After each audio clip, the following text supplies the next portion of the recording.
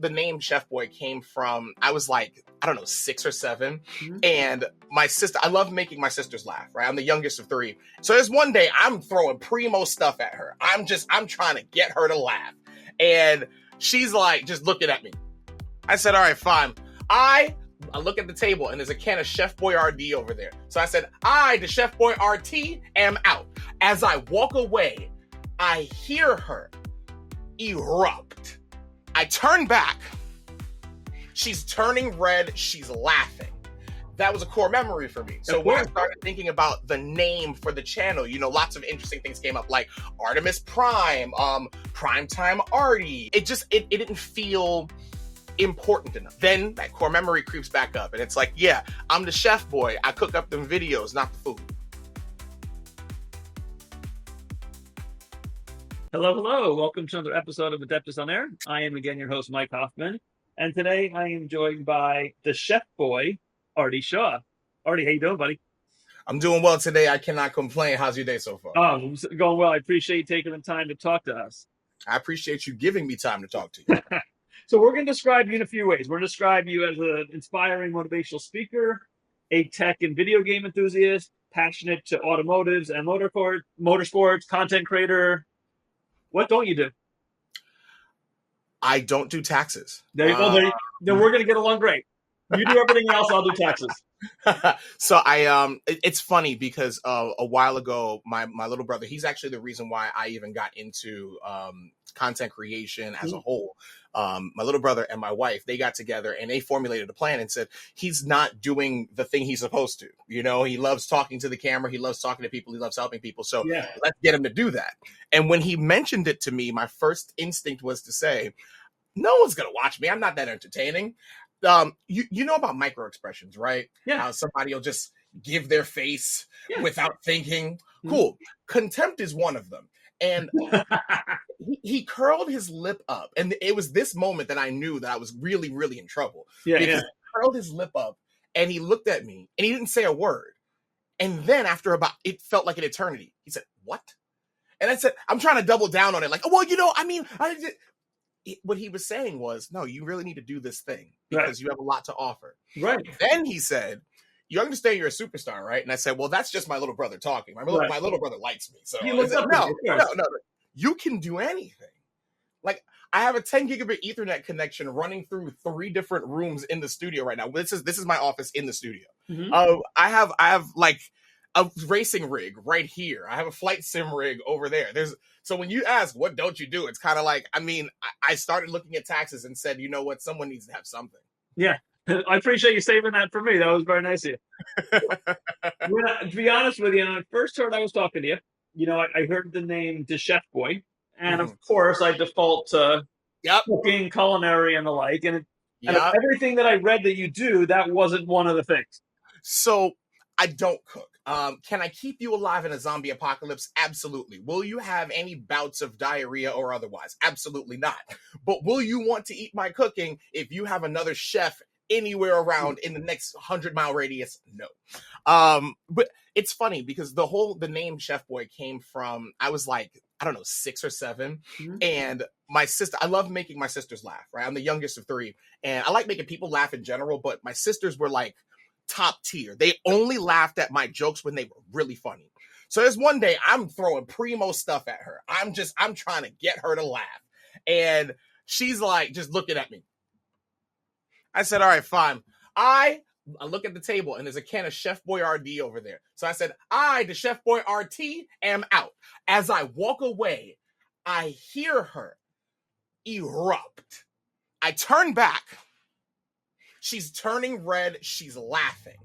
That was a core memory for me. So when I started thinking about the name for the channel, lots of interesting things came up, like Artemis Prime, Primetime Artie. And it didn't feel important enough. You know what I mean? Like, those were just names. Yeah. But then that core memory creeps back up and it's like, yeah, I'm the chef boy. I cook up them videos, not the food.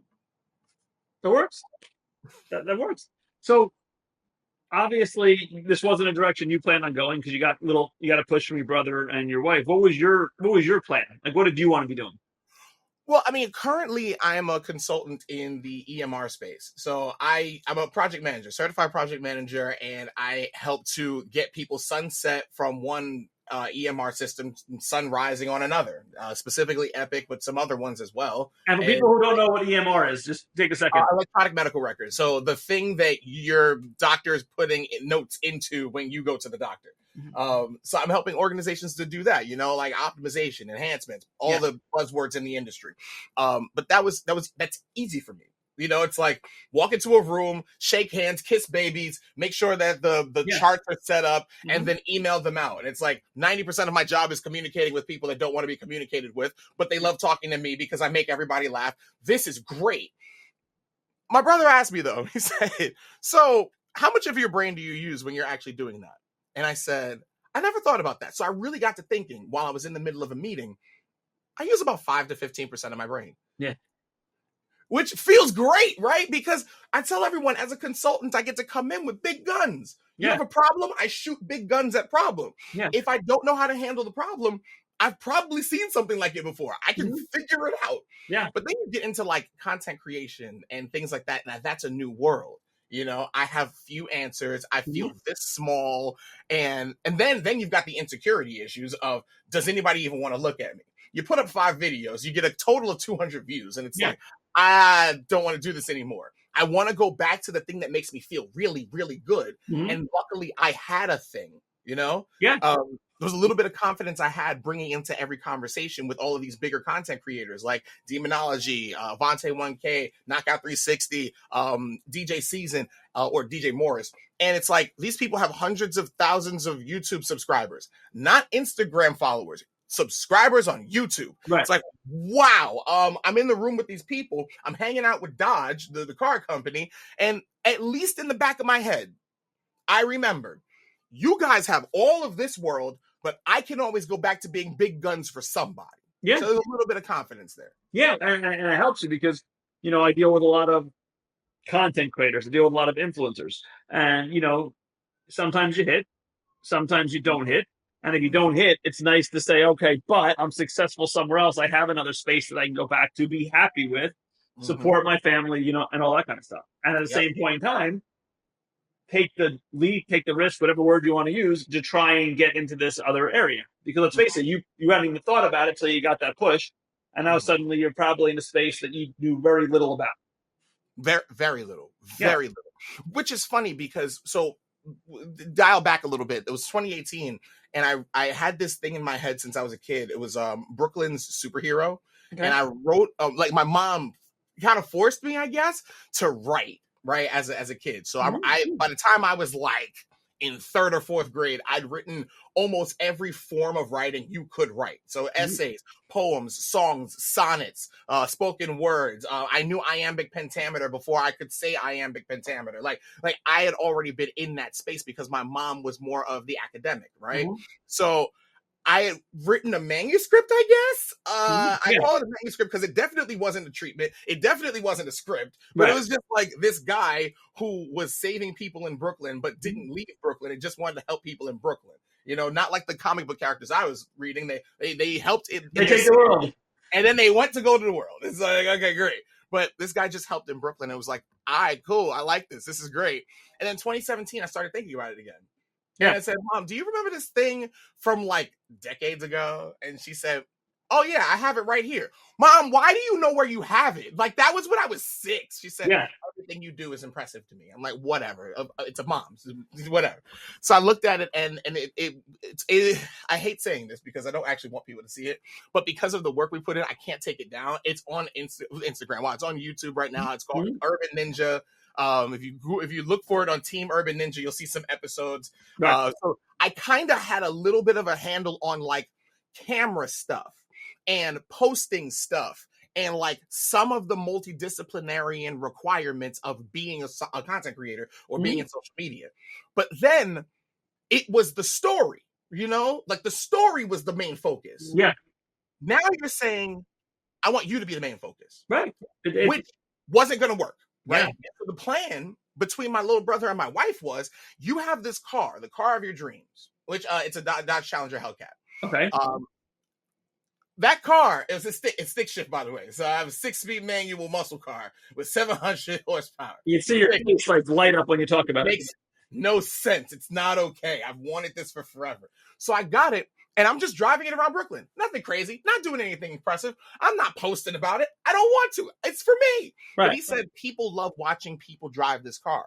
Let's do car stuff. Mm-hmm.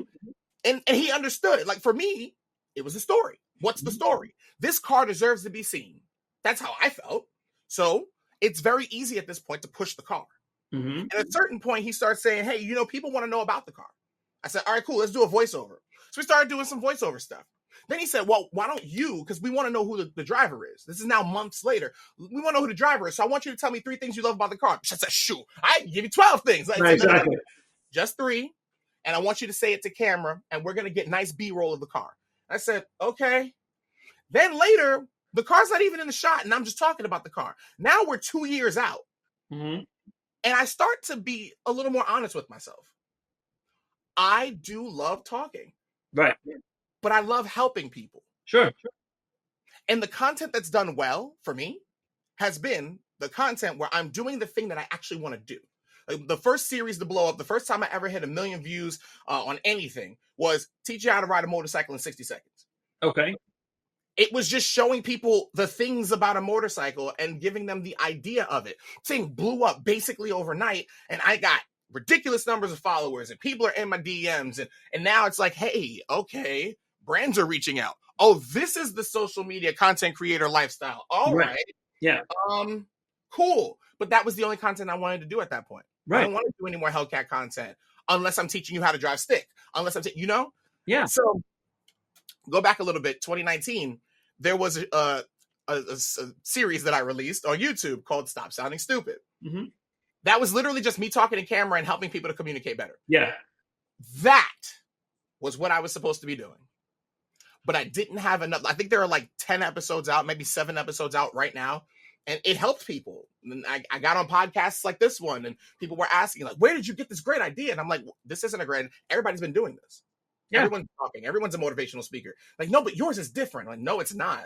I'm just helping you to communicate better. I just want you to feel more confident when you say something. Yeah. But I didn't do it anymore. I did a few episodes, and then I just, the insecurity of no one wants to watch me. Yeah. That grabbed me. But it's been in my head since 2019, and I did it already. And it's up on YouTube. And yeah. So now the content shifts a little bit, or at least in my brain, it shifts a little bit. It took 4 years for me to finally get here. And this will be the first time publicly that I say this. The DCB brand isn't going to die. Mm-hmm. But SSS is coming back because I want to do the thing that, 1, I know will help people. Mm-hmm. 2, I want to do the thing that I know I was built for. I'm supposed to be here to encourage you to be better. I'm supposed to be here to encourage you to communicate better and to be more confident. That's the thing that I do. Right. So that's what's going to happen next. So stay tuned, because I already got a few episodes of SSS shot. There you go. And, the very few followers and subscribers that we've got on that particular brand, they're excited. So this one's going to be a little bit. What I've learned with this is, as much as it's your content, it's also, it's word of mouth, it's interest, and, the people that are excited, you hope they share, and so forth. And, that's how you grow, and you hope you can provide them content that they want to come back to listen to, and the content stays fresh and it stays relevant to them. But you also come across with a personality that is just, it's endearing, and certain people are charismatic enough where they can kind of talk about anything and kind of make it interesting to people. And you kind of come across as that kind of person, because I'll be the first to tell you, I'm not a car person. So to me, to watch a car, I myself have no interest in it. However, you come across as someone, you'd almost make that a fun discussion or a fun whatever, so I'd be more inclined to listen to it, even though if it was someone else, I'd be like, I don't care. Dodge versus this versus that doesn't mean anything to me. What's funny is one of the first things I ask people is, what car do you drive? Yeah. Right? Like, if I meet a person, like, hey, how are you? How's everything going? All right, we're in an elevator. We're going to the 46th floor, and this elevator is taking forever. Yeah. You feel awkward in this moment. I don't. Right. I'm an awkward human, okay? I know what awkward feels like. You thrive in awkward.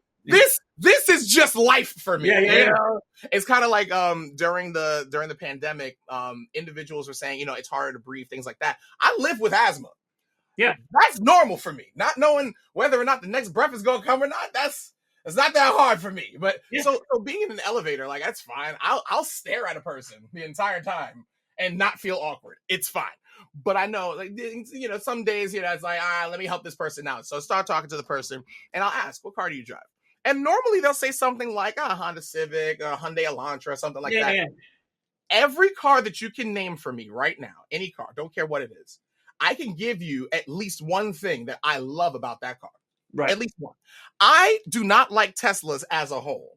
I can at least give you one thing about them. You know what I mean? Right. So what I love about the car community as a whole is that it's one of the first places in life, me being a 6'2", 280 pounds. Okay, I'm lying now. 257. We're going to stick with 280. I like those numbers so much better. I like the 280 better. So I was 280 for years. It's like 6'2", 280. It just rolls off the tongue. It does roll nice. It's like, but being a 6'2" black guy in Brooklyn specifically, but anywhere, that's the first community, car community, bike community, that really just makes anybody feel like they're welcome. Oh, you're a kid and you just want to rev the engine? Come sit in my car. Where's your parent? Hey, parent, he's going to go rev my engine. Are you a young lady? Cool. We trying to bring more of the girls in here too. A young man who has no car? Come on. There's that one. There's that one. There's that one. There's that one. Those two are mine. Like you become part of a world that people actually want you to be a part of. Yeah. And if you're not a car person, but you want to talk cars, I'll give you this much, or this room full, Right. No, you're definitely a good person to consult next time I need a car, for sure. It's funny. So my sister, again, I'm the youngest of three. Both of my sisters, they understand who I am now. It's like, I'm little brother, but I'm not. Like, we've all moved in our own separate directions. She's in law and I'm in tech and stuff. So like, she knows, let me listen to Artie when it comes to certain things. Sure, of course. She's getting the car and she's like, I've been out the game for so long, I have no idea. I said, you were never good at this anyway. Okay. Yeah. Let's be honest. I didn't like any of the cars you got. But what car should I get, Artie? I said, a Honda or a Toyota. She said, what? I said, a Honda or Toyota. That's it. You don't have any other options. You're not allowed to get American. You're not allowed to get you can't get any other vehicle. Honda, not Hyundai, Honda, or Toyota. And she said, why? I said, because you're not going to do the stuff for the car. You're not. Let's just be honest. You're not going to do the stuff. Mm-hmm. Maintenance is not going to be done on time. I have personal experience with Toyota. I bought a 1993 Toyota Chaser Tourer V, which is basically a Camry, but from Japan. It's right side drive. It's amazing. Love the vehicle. For a year and a half, I did no maintenance on that vehicle after it was imported. I didn't even check the oil levels. Right. It is a 6-quart tank for oil. It had a 1 1/2 tanks of oil in it for a year and a half. Yeah. It kept running like a champion. Made no weird sounds, didn't ask me for anything. I will sing the praises of Toyota and Honda from now until the end. Preacher. I tell you now, I tell every young guy, every young girl that comes to me and they say, I'm trying to get into this car or bike life, you're not allowed to get a motorcycle or a sports car or a drop top anything until you have in your garage a Honda or a Toyota. You have one or the other, you can get whatever you want. Because guess what? There have been times I've had battery issues in my Hellcat. There have been times I had maintenance issues on my bike. I have a ZX14R, which is a 1400cc bike. What I know for a fact, though, baby, can I borrow your Honda Element, please? No problem. Go to the store, pick up what I need. That car will always work. If you maintain it, it goes for 1 million miles. If you don't maintain it, you'll get 250,000. And then it'll keep on trucking. Tell you right now. So what I was saying before is when you watch like TV shows like a sitcom or whatever, and they have the scene in the church, and you have the preacher who's like all enthusiastic, and he's like, he's yelling and screaming at the congregation, and they're like, yeah, hallelujah, whatever. I'm like picturing you doing that. Because, I could totally see you like just like revving up a crowd, and like. Well, I tell you now, a little bit more interesting. You're just telling me it's the greatest thing in the world. before you get a sports car. For if you don't, you will find yourself on the side of the road. And if you're there, you better have a good towing plan, because you're not getting that thing out without a towing plan. Can I get an amen? Do I get an amen for Toyota? Amen. Oh my gosh. You know, I just like it's stuff like this that I love, right? Because Yeah. Well, you can tell it comes across in your delivery 100%. Yeah, I love the fact that I'm in a space where I can make people better. So one thing, this is first of all, I thought that content creation would be a little bit easier for me. I don't know why. I have no idea what, like, I did whatever. But when I started to make the content and put it out, people said the meanest things to me. Right. Once I started to really like get the numbers. Yeah. So on my door, on the front and on the back, I have comments from people that my content has either helped them grow or changed their life. And I thought it was, you know, malarkey for a very long time. I thought people were just saying things to be mean. But there's a dude, he specifically said this, and this one's on the front, just, you know, when I get ready to go in. He said, "Moto Dad, I found your YouTube. I've been on Instagram learning from you for a while. Did you know you taught me how to start and move my bike?" I looked this kid up. He is like 14, lives in like Coldwater, Michigan, and apparently there's no one around to teach him how to ride a bike. Right. And he got his hands on a bike, looked at my videos, and now, and mind you, have you ever been on a motorcycle, by the way? Not when it was moving. Gotcha. There's a feeling. There's this feeling once you get over, because they're like, I call them level caps, right? Your brain doesn't know how to handle the new stimulus, right? Because you've never been in a space where your body was moving through space at these speeds. You've never been at 20 miles an hour just out in the open. You've never been at 30 miles out in the open. The closest thing I did, and it wasn't like a motorcycle, is I've done several times e-bikes. And you can put, and I pushed the e-bike to probably into the mid-20s. Okay, so then you basically understand what I'm saying. Now, take that feeling that you got. Now, begin to multiply that as you get up in the rev range and as you get up in the speed. Because 40 miles an hour hitting you in the chest, that's different. Your brain don't know how to handle that. Once your brain starts to understand, like it like, what do you do? What does your brain do when it doesn't understand what's happening? Fear. No doubt. I'm on my bike. I started on a 650. I'm on my bike in the Brooklyn, New York streets, and I'm traveling like 25 miles an hour, and I'm scared. Like, what is going on? At a certain point, you know, all right, I'm going to hit the Belt Parkway. I'm at 40 miles an hour. I will not go faster. I gotta stop you right there. I never go 40 on the Belt Parkway because there's traffic. You're going like 7. So don't even give me Belt Parkway 40. Listen. Most of the time, whenever you learn something, you go at 2 a.m. You go everywhere at 2 a.m. So the very first car I ever had, like the very first car I owned, everything else was leased or financed. First car I owned was a 2009 BMW. They called it an E90. BMW 3 Series, right? Okay. Stick vehicle, right? First stick vehicle I ever owned, first vehicle I ever owned, paid it outright. I'm driving the thing, got 200,000 miles on it. It was great. My friend, because of my fear of getting it back from where it was, he drove it back for me, put it in the garage. We took pictures. He leaves. I said, all right, cool. I'm going to take this thing out at 2 a.m. when no one's on the road. First of all, everyone was on the road. It was bad. I did not feel good. This was terrible. This was trial by fire. All right? I was driving that thing. It was terrible. It was not. The car itself was great. Amazing. But the stop and go traffic when you are already afraid of using that clutch pedal, phenomenally terrible. I felt that. Right? So finally, you know, I'm coming back around to where the studio is, and hey, I'm starting to feel better because no one's around. It's 3 o'clock. I've been driving for an hour just in circles, just driving in circles. So all right, cool. Let me go ahead and park this thing up. So that's what you do. Same thing with my bike. He rode the bike back. I went and rode the bike around and said, this is great. I feel good now because it's 3 a.m. and no one's out here. Once you get that confidence up, you're good. But, you know, you're also in Brooklyn, New York. And I don't care how confident you are. Someone's trying to kill you. Yeah. That's probably true. Yeah, that's probably true. Yeah. Oh my gosh. My extent of Brooklyn is basically, you know, driving up the Belt Parkway, you know, from once you get up to Verrazano to get into Long Island. Gotcha. So I got those 14 exits, passed by Coney Island and all that good stuff. So Yeah.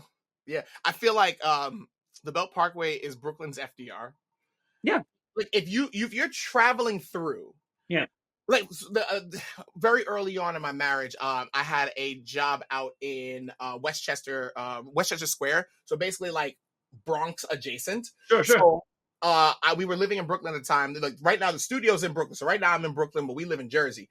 So I would Where in go Jersey? from Elizabeth. So they call it Frog Hollow, which is, I don't know why they call it Frog Hollow, but it's Elizabeth, like 5 minutes from the Gothels. Yeah. So we were in Brooklyn, like South Brooklyn. So I would travel and I would get to Belt Parkway. I would get to the FDR. I was driving and hanging out and having a great old time in Brooklyn. I'd be listening to jazz music, 88.3, because they got rid of 107. I'm sorry, 101.9. Yeah. Don't ask. But I'm driving. As soon as I hit the FDR, I become an angry person. And by the time I get to the Bronx, I am a fully angry man. When I park the vehicle, I have to remind myself, you're the consultant that people come to whenever they have problems. So smile, daggone it. Smile. Bring the mirror down, the visor down, and say, today's going to be a great day. Close that up and keep going. Why do you people have to be so aggressive on the FDR? Why can't we have a great day? Can we have a great day? No, not at all. Every single time. And I didn't realize that I became an angry person on the FDR until one day someone was in the car with me.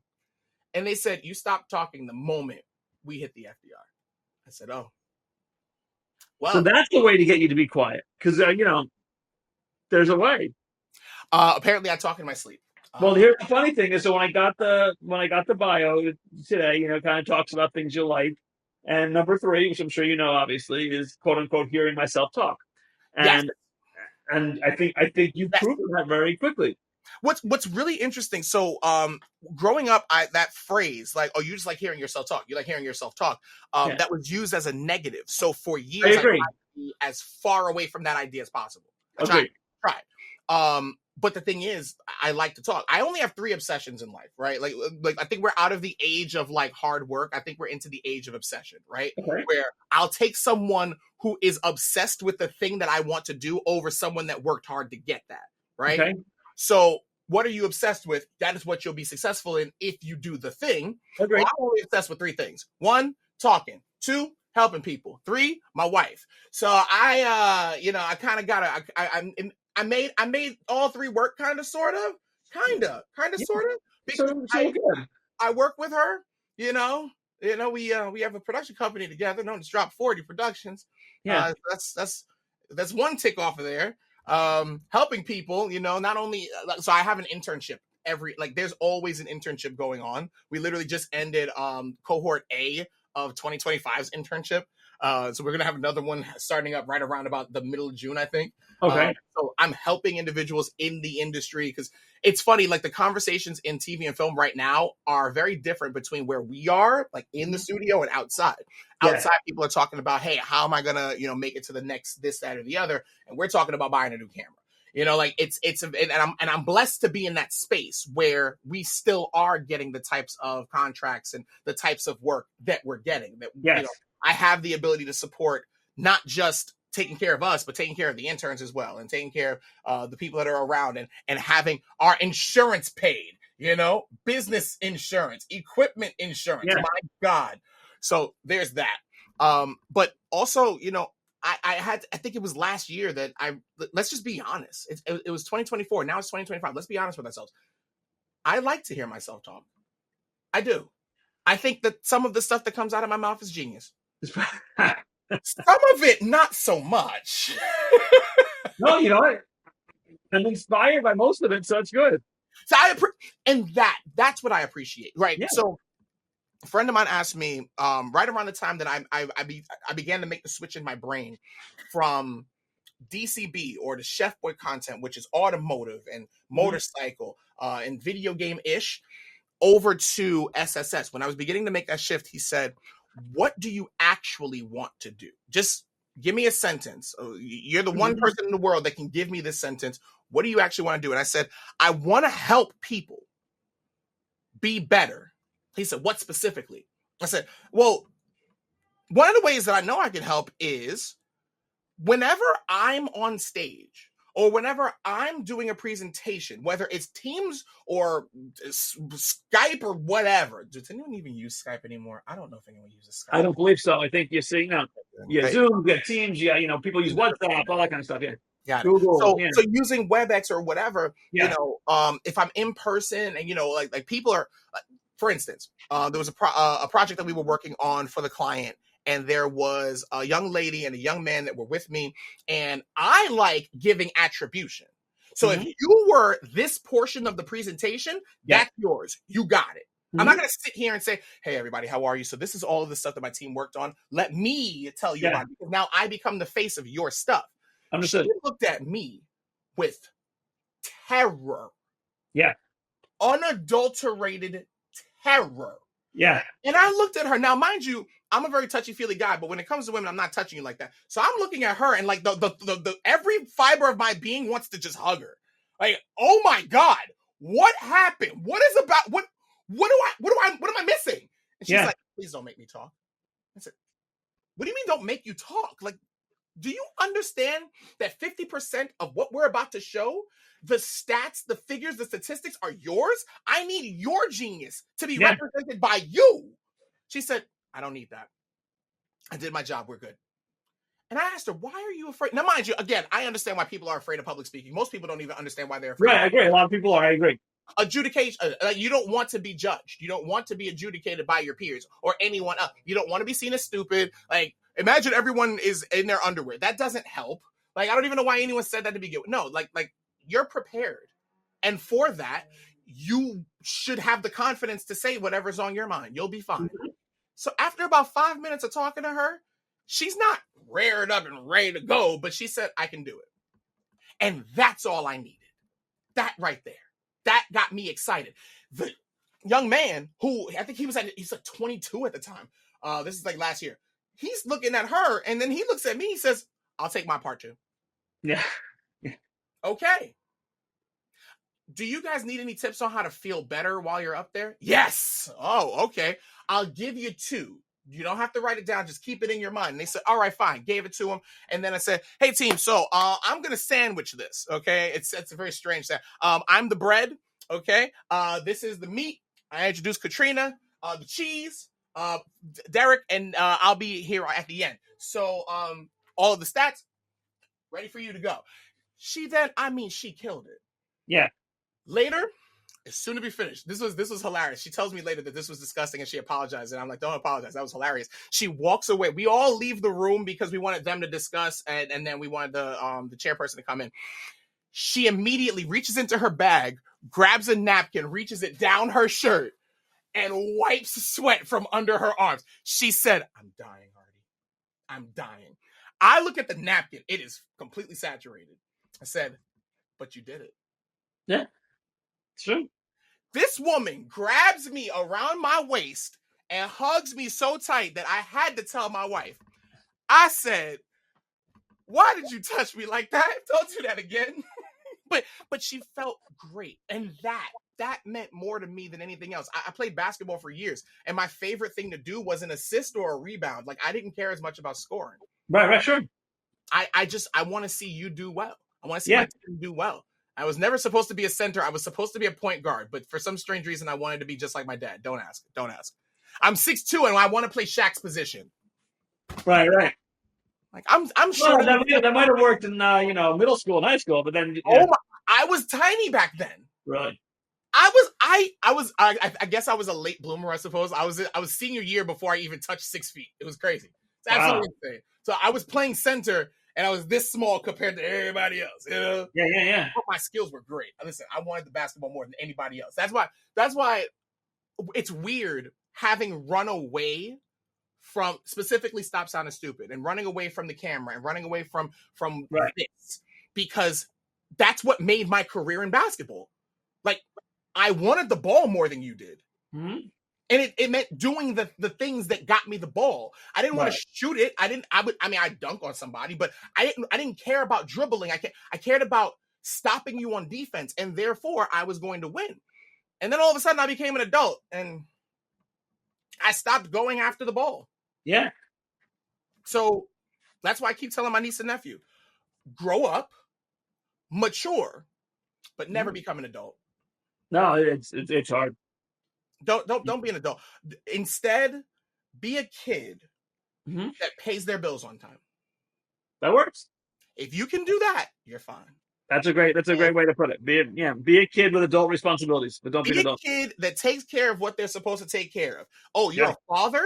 Take care of your kids. Take care of your wife. Take care of your household. You're a mother? Take care of your kids. Take care of your man. Take care of your household. Pay your bills. Get to where you got to be. Handle your responsibilities. But daggone it, you better be able to roll around on the floor.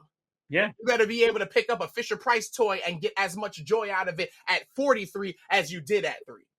You should have your own sim rig of some sort. Oh, you like golf? You should get a golf sim rig. You like baseball? Set something up in the backyard. Like, stop not having fun. Stop forgetting. Because as a kid, we really thought we could go to the moon. Yeah. We really believed that we could be astronauts. We really believed that we could do anything we wanted. But then I remember when I got to college, there was one of my favorite TV shows, Burn Notice. They started pushing, or Dodge started pushing their new Dodge. It wasn't the Hornet. Oh my gosh. It was like a 5-seater family car.